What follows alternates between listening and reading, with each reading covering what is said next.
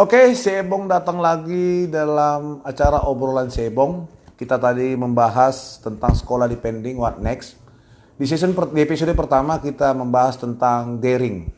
Bahwa pendidikan daring itu apa kelemahan, apa keunggulannya. Dan menurut narasumber kita, Bapak Robert Tua Siregar PhD, bahwa pelaksanaan daring itu masih banyak kendalanya karena kita belum punya SDM, para guru-guru belum punya SDM yang luar biasa. Kedua, pengawasan juga kita kurang, baru disiplin, bagaimana menciptakan disiplin anak juga kurang. Ini akan kita bahas di sesi ketiga, bagaimana menciptakan disiplin anak dan lain-lain.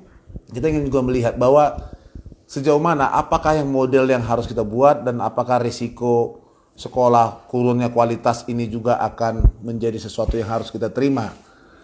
Di sesi kedua tadi juga Bang Robert membahas belum adanya peran dari pemerintah. Bahkan pemerintah pusat pun juga belum memanggil stakeholder itu pihak sekolah untuk duduk bersama membahas berbagai hal tentang kebutuhan. Karena banyak kita dengar bahwa daring ini selain uang sekolah yang tetap jalan juga memerlukan tambahan secara perekonomian. Banyak orang yang juga harus menambah beli pulsa untuk anaknya dan lain-lain, dan itu yang membuat banyak masyarakat berkeluh kesah, tolong dong digratiskan bagaimana. Tadi Pak Robert mengatakan bahwa pihak sekolah siap apabila pemerintah daerah itu mau duduk bersama dengan pihak sekolah, bersama dengan stakeholder, membicarakannya bagaimana sehingga siswa atau orang tua mau menyekolahkan anaknya. Dan bahkan ada juga saya dengar waktu saya di kedai kopi nongkrong sebentar, aku siap nggak apa-apa lah anakku nggak sekolah karena biaya sangat besar, dari mana? Dan ini yang menjadi pertanyaan-pertanyaan yang membuat kita bingung, dan hari ini kita telah dijawab oleh Robert bahwa bisa untuk uang sekolah diapakan di tingkat kesadaran dari pemerintah, khususnya pemerintah daerah. Yuk mari kita gabung, duduk bersama mereka sehingga untuk menyelesaikan masalah-masalah ini. Tadi Bang Robert kita sudah berbicara dua hal soal daring, apakah itu satu salah solusi. Ternyata betul itu solusi di suasana COVID, tapi masih banyak hal-hal yang kekurangannya Bang Robert ya. Dari sisi SDM-nya, gurunya kan, apakah sudah siap mengajar. Karena susah loh berbicara di depan kamera, itu susah loh Bang Robert. Gak gampang loh, gak gampang. Bagaimana meningkatkan emosi. Baru tadi Bang Robert juga bilang pengawasan. Kita belum bisa kayak mana cara pengawasannya, belum. Nah, sekarang kita masuk kepada disiplin. Ini ada pertanyaan dari Rika. Gini Bang Robert, ini juga menjadi salah satu yang dilema bagi kita. Ya. Untuk sekolah swasta dan lain-lainnya, bahwa banyak sekarang orang tua yang terlena gitu loh. Terlena karena 3 bulan anak-anaknya tidak sekolah. Kan ini membuat satu ya kebiasaan baru, anak itu jadi tidak ada aktif seperti di sekolah. Dan itu saya pikir gara-gara kurangnya edukasi gitu loh. Apakah memang selama ini informasi di internet tentang metode sekolah daring ini kurang gitu Bang Robert? Atau memang tidak ada sosialisasinya kepada orang tua? Sehingga orang tua juga mengerti, ini kan orang tua sama-sama buta ini juga nih. Ya. Nah, jadi apakah informasi dari internet atau juga sosialisasi kepada orang tua bahwa nak, kita bukan libur, kita sekolah gitu loh. Kan ini yang kadang-kadang yang bisa merusak cara pandang. Apa menurut Bang Robert, di mana letaknya, kenapa orang tua juga tidak memahami dengan cukup lama belajar untuk dunia pendidikan daring, 3 bulan loh. Saya pikir masih kurang. Di mana letak salahnya nih Bang Robert? Ya, baik. Apa yang kita rasakan 3 bulan ini, saya di awal tadi, bahwa apa yang dilaksanakan oleh situasi ini merupakan hal yang menjadi shock bagi budaya, perilaku, dan lain-lain. Jadi artinya, sampai berbicara pada ini merupakan ada beberapa yang sudah siap, tapi artinya lebih banyak yang belum siap. Ya. Berarti orang tua belum siap ini ya, orang tua ya, untuk mempraktekkan daring ini belum siap. Belum siap. Nah, Saya mengatakan siap karena dia merasa ya tetap dilaksanakan tugasnya dan bahkan terakhir tugas itu dilaksanakan oleh orang tua, hanya memenuhi bahwa tugas anaknya ini selesai, ya kan? Padahal secara tidak sadar apa yang dilakukannya itu adalah merupakan hal pembodohan terhadap anaknya, karena memang terakhir anaknya tidak mengerti PR, tapi artinya harus diserahkan melalui pekerjaan PR-PR yang dibawakan kepada si anak. Kemudian, bagaimana juga kesiapan orang tua bahwa secara disiplin, bahwa ketika dia sekolah langsung, ya langsung aja diantar ke sekolah, disiplinnya juga masih perlu tingkatkan. Lagi virtual atau dari ini, tentunya disiplinnya juga ya banyak yang menurun. Kenapa ya? Karena satu tadi sarana yang tidak siap itu menjadi alasan, baru kemudian ya orang tua itu melihat ya udahlah, pasrah aja lah. Jadi pasrah aja lah, karena apa yang kita lihat, kelulusan SMA aja saat ini tanpa UN itu sudah diberlakukan hanya nilai terakhir, dan artinya rata-rata kelulusan itu sampai 99%, ya kan? Berarti dengan arti kata, saya potong, maaf Bang Robert, dengan arti kata bahwa kita sudah harus juga jangan terlampau menuntut banyak sekali, di samping kita semua tidak siap, orang tua juga tidak siap, maka kemungkinan untuk turunnya kualitas pendidikan itu sangat besar ya Bang Robert? pasti. Makanya saya katakan di awal bahwa pendidikan Indonesia, saya mengatakan bicara Indonesia, tahun 2020 itu saya pastikan pasti dari ranking world class ranking world itu pasti turun karena Pasti turun ya. Melihat kondisi ini, dan artinya itu tidak boleh siapa yang kita salahkan, itu kondisi yang membuat pasti turun. Oke. Tetapi ketika kita katakan turun itu juga kita tidak pasrah dengan turun, tapi artinya juga kita harus memberikan penguatan terhadap yang dulunya kualitas kita itu 8, sekarang ini mungkin 5, ya mbok kita kuatkan lagi lah dengan artinya dari orang tua, dari pihak sekolah dan pemerintah menaikkan ini menjadi 6. Nah, itu yang kita harapkan. Diharapkan. Oke, ya. Bang Robert, di samping ini juga ada sedikit dilema sebelum kita nanti jawab pertanyaan dari Saudara Santir Panjaitan, tapi ini ada pertanyaan dari jurnalis kita di lapangan yang kita ambil. Gini loh, banyak orang tua takut menyekolahkan anak. Tapi faktanya banyak anak-anak yang berkeliaran di luar rumah tanpa menggunakan protokol. Ini kan satu kontradiktif gitu Bang Robert, gitu loh.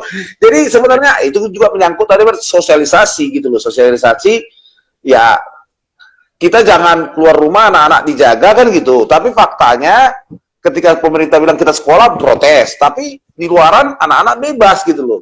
Ini sebenarnya apa yang terjadi Bang Robert? Memang ketika saya melintas di jalan raya, khususnya Siantar Simalungun, saya melihat bahwa seolah-olah virus COVID-19 ini kebal untuk orang Siantar dan orang Simalungun. Khususnya saya melihat kondisi daripada tadi anak usia sekolah ya, yang mereka berjalan dengan sepeda motor tanpa masker dan lain-lain. Baru kemudian ketika kita meruntuk ke belakang 2-3 hari ini, saya memperoleh data, ternyata usia yang paling banyak saat ini di Indonesia dari data itu hampir lebih banyak itu usia daripada kondisi yang terdampak positif itu di umur 30 tahun sampai 40 tahun. Ya, dan juga pada sampai 15 tahun ya, 15 tahun ke atas. Arti hal ini berarti virus ini tidak memandang bulu, yang dulunya dikatakan kepada orang tua yang sangat terdampak. Ternyata ini generasi muda, bahkan yang baby, yang 0 tahun pun terkena. Jadi untuk itu, apa yang harus dilakukan? Marilah, yang pertama ini dimulai dari rumah, agar juga orang tua memberikan pengawasan atau pengawalan terhadap dan edukasi terhadap anak-anak, dan atau mungkin anaknya mungkin lebih paham memberikan edukasi kepada orang tuanya. Yang pertama. Yang kedua, optimalkanlah gugus yang telah dibentuk. Ya, ini saya belum mengatakan dioptimalkanlah gugus tugas yang dibentuk yang ada di daerah ini. Artinya ketika saya mengatakan ini, saya ada merasa bahwa mana ini ke depan ini kalau memang tidak dimulai daripada pihak yang lebih, memang ini semua pihak yang bertanggung jawab, tetapi artinya itu gunanya kehadiran daripada negara, kehadiran daripada pemerintah di tengah-tengah masyarakat. Dioptimalkan sampai ada sanksi aja, kan itu dia. Oke, Pak. Berarti ini segala sosialisasi kurang, orang tua juga nggak ngerti, banyak informasi kurang, masih segala sesuatunya ini masih kurang, apalagi dunia pendidikan sangat rentan. Oke, kita jawab dulu pertanyaan dari netizen kita ya, Bang Robert ya. Ya, siap. Apakah dengan daring ini pemerintah merasa dirugikan atau bagaimana sebenarnya logikanya Bang Robert? Atau sebenarnya antara pemerintah dan warga sama-sama rugi gitu loh? Dengan praktek daring ini siapa sebenarnya yang diuntungkan atau sama-sama rugi? Tidak ada yang diuntungkan. Ya, ketika kita katakan siapa rugi, semua rugi. Ya, semua dirugikan oleh model pengajian yang dilaksanakan sekarang. Yang baru inilah. Ya, yang model pengajaran virtual ini atau daring ini. Karena saya katakan di awal bahwa ketika dia pada kondisi normal kita melaksanakan pengajaran yang langsung tatap muka, masih produksi belum optimal apa yang kita harapkan. Apalagi ini kualitas yang dirugikan adalah generasi kita, ya, generasi kita. Yang kedua, ketika dikatakan rugi, bahwa secara mental dan moral, bahwa kondisi daripada model pengajaran virtual ini belum siap di budaya kita, tentunya hal ini menjadi gamang terhadap orang tua dan juga terhadap murid dan guru untuk melaksanakan. Jadi artinya kita kan harus mulai belajar lagi, berarti kan dirugikan lagi nih pihak-pihak. Wow. Ya. Bahkan pihak sekolah juga dirugikan, bahkan pihak sekolah pun juga dirugikan dengan peralatan ya. Ya, harus disiapkan. Tapi artinya diuntungkan ada juga sisi yang diuntungkan ada juga. Yang memiliki apa itu, Bang? Ya. Apa itu yang diuntungkan itu? Ya. Makanya kemarin itu keuntungan si pemilik Zoom itu sampai berapa triliun dalam berapa bulan ini. Ya. Kedua, yang ditentukan, saya katakan tadi, bahwa adalah pengelola sekolah juga diuntungkan. Karena memang ya, dia tidak lagi, artinya dia dirugikan ada, diuntungkan juga ada. Tidak lagi uang operasional yang harus dikeluarkan per hari itu sudah berkurang. Nah, untuk itu, marilah pengelola juga dan pemerintah juga duduk bersama lah, segerakanlah agar ini juga diberikan feedback terhadap siswanya atau mahasiswanya agar ini bisa berjalan. Karena ini kalau memang diprediksi sampai akhir tahun ini, berarti berapa bulan lagi masih besar loh biayanya. betul. Ekonomi juga belum berjalan seperti normal kan, Bang, kan masih banyak hal. Nah, tapi ini Bang ada menarik ini dari juga pertanyaan dari salah satu pembaca kita. Ini sedikit tentang dunia abang, dunia kampus. Tagar Mendikbud dicari mahasiswa menjadi trending topik pada Selasa 2 Juni 2020. Sejumlah mahasiswa mengungkapkan keluhan Selama daring, ilmu tak dapat. Kuota sekarat, sinyal ngadat. Ya. Apakah kebijakan keringanan uang kuliah perlu dilakukan oleh pihak kampus? Nah, ini keluh kesah. Di daring ini ternyata pihak kampus yang kata kita bilang paling logika ya untuk strata pendidikan kita ini, mengatakan bahwa daring ini mereka nggak dapat apa-apa gitu loh. Ya, apakah gerakan-gerakan seperti ini perlu kita perbaiki ke depannya gimana, Bang? Nah, makanya saya katakan ketika di awal berulang-ulang saya katakan, sedangkan yang optimal aja kita di mahasiswa itu belum bisa kita garansi dia bisa menerima apa yang kita berikan, ya, secara optimal, ya, ketika normal, tatap muka, apalagi melalui daring yang tidak sempurna, ya kan? Kemudian saya sangat apresiasi kemarin itu teman-teman Gubernur Jateng itu ketika di Undip itu ada sekitar 300-400 yang tidak mampu lagi melunasi uang kuliahnya. Ini ada semacam diskresi yang dipegang oleh gubernur, dia support si mahasiswa tadi. Nah, ini dia. Berarti kan ada dia referensinya ada pemerintah yang bisa mensupport kebijakan untuk dunia pendidikan. Nah, saya forum ini mungkin saya ingin mendorong agar pemerintah supportlah dunia pendidikan ini dengan kekuatan diskresi yang Anda miliki. Ya, jadi artinya bukan mengabaikan yang bansos, tapi artinya pendidikan juga perhatikan lah. Iya loh. Kalau aku sepakat Bang bahwa pendidikan juga prioritas kita untuk kita perhatikan selain pada bansos Bang ya. Karena bansos kalau habis makan, kalau nggak ada juga isi otak, kita sia-sia juga kan Bang kan. Ngapain kita kenyang-kenyang isi otak nggak ada.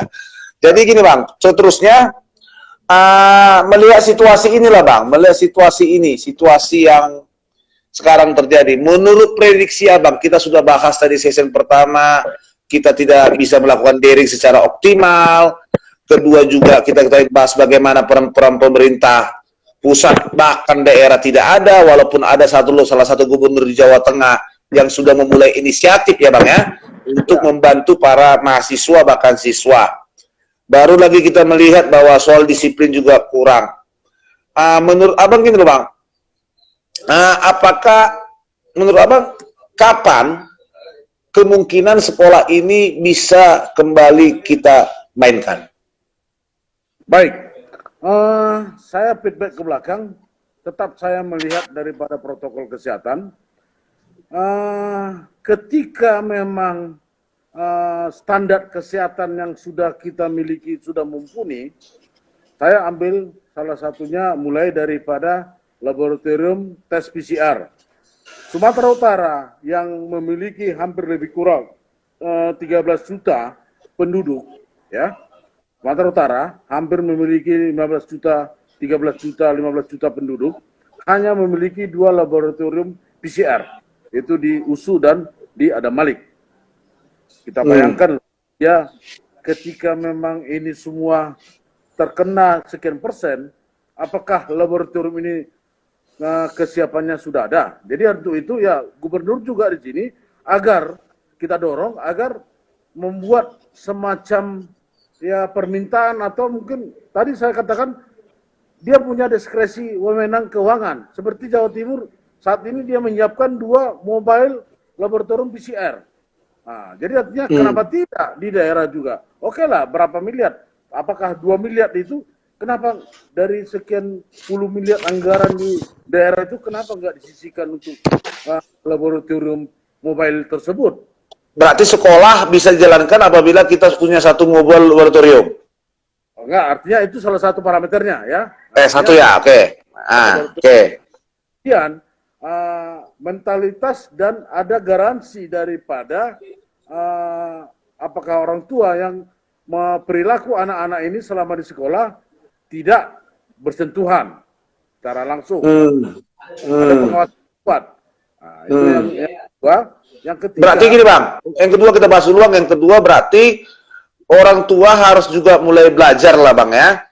Bagaimana ikut mendidik anak, kalaupun kelak ada nanti tetap disekolahkan seperti sekolah biasa, mulai mendidik di rumah ya Bang ya. Orang tua harus ikut mendidik anak Bang ya. Mengajari tentang protokoler kesehatan. Yang ketiga Bang.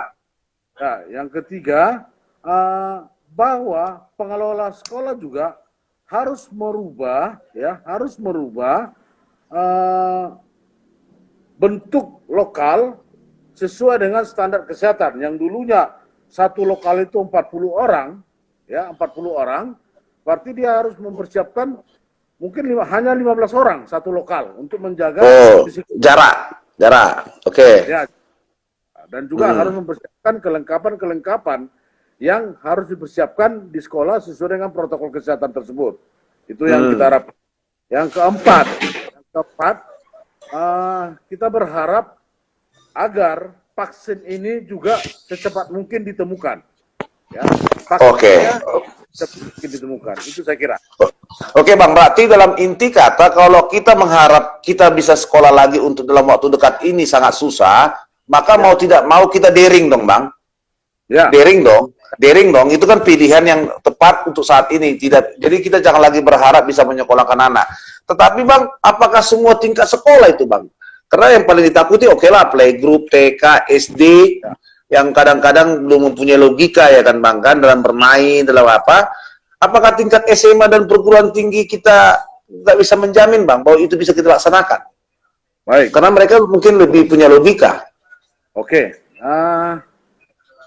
Kita lihat sendiri siapa yang bergentayangan di luar. Tadi Bongsu mengatakan bahwa yang banyak di luar itu tidak punya disiplin, dengan sepeda motor lari sana sini, daripada usia anak SD dan TK. Itu yang berarti kan dalam hal ini kebebasan yang dimiliki oleh SMA sama perguruan tinggi ini, dia merasa paling mau bebas. Berarti artinya orang tua masih bisa mengawal yang SD di rumah SD dan TK-nya di rumah aja katanya. Tetapi ketika yang SD dan perguruan tinggi, kita melihat mereka ya masih keluar rumah dengan tidak mengikuti protokol kesehatan. Itu yang saya inginkan, saya lihat. Jadi artinya ya kalau memang sepanjang itu belum dipenuhi, saya kira ya demi sekolah jangan dulu. Demi generasi dan kesehatan manusia, generasi muda kita, biarlah kita bodoh dulu, tetapi kita bisa selamat generasi kita. Itu yang saya harapkan. Oke Bang, berarti intinya what next, sekolah dulu, jangan dulu, menurut Bang Robert, jangan dulu sekolah Bang ya, sebelum ada kedisiplinan, sebelum ada aturan, sebelum ada betul-betul kesadaran dari kita, orang tua khususnya, dalam mendidik anak dan dalam menjalankan protokol kesehatan. Oke Bang, 2 menit Bang, 2 menit. Apa pesan Abang sama orang tua dan juga pemerintah dalam meningkatkan kualitas pendidikan? 2 menit Bang. Ya, baik. Kepada orang tua, marilah kita sebagai yang lebih banyak waktu kita pada kondisi normal juga, si anak ini adalah peran orang tua yang lebih besar agar lebih memberikan perhatian dan pengarahan tentang protokol kesehatan, ya. Itu yang pertama kepada orang tua. Kemudian agar juga disupport pendidikan anak dengan model daring yang dilakukan sekarang, tetapi tidak melakukan pembodohan terhadap si anak.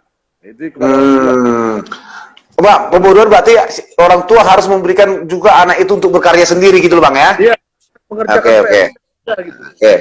Oke, terus untuk pemerintah. Iya. Nah, pemerintah, kepada pemerintah dimanapun bapak berada, agar segera mungkin lebih ada perhatian terhadap dunia pendidikan yang saya lihat di daerah masih belum optimal, belum ada secara langsung terkait COVID-19 ini. Panggillah pengelola sekolah duduk bersama dan berikanlah wewenang yang ada pada bapak-bapak untuk memberikan diskresi terhadap budgeting atau skema pembiayaan membantu sekolah. Ya, tidak bisa secara besar, tapi artinya ada yang harus diberikan. Itu saya kira. Terima kasih. Oke, Bang, terima kasih Bang. Dalam arti kata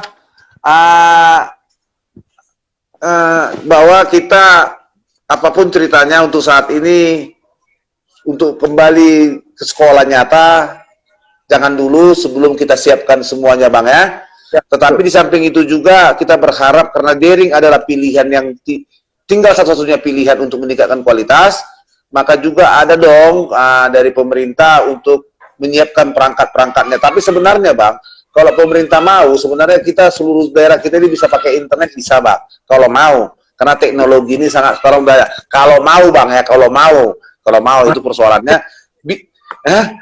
Kalau mau sebenarnya.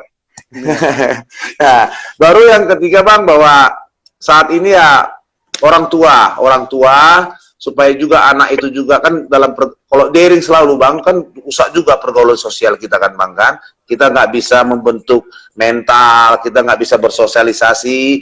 Supaya cepat itu terlaksana, orang tua juga harus ikut dong Bang ya, ikut memberikan informasi yang benar kepada anak tentang COVID-19 dan bagaimana protokoler, karena hanya sebuah kebiasaan, karena new normal ini hanya kebiasaan Bang.